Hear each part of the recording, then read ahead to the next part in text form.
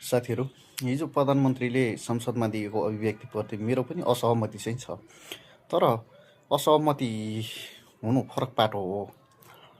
देशको प्रधानमन्त्री जस्तो गरिमामय पदमा बसेर त्यसरी संसदमा आएर त्यसरी जिब्रो चिप्ल्याउनु चाहिँ हुन्थेन। जिब्रो चिप्लिएकै हो बालेन शाहको।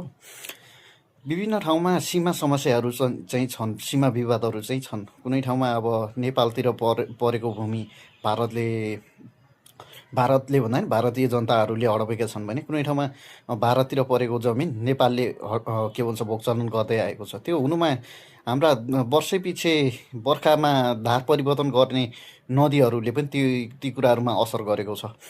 तर बालेन शाहले भने जस्तै नेपालले नै सिमाना मिचेको चाहिँ छैन र हामी देशको सिमानाको विषयमा, देशका विषयमा चाहिँ हामी एकमत हुनपर्छ। कोही कसैको अन्धभक्त चाहिँ हुनु हुँदैन।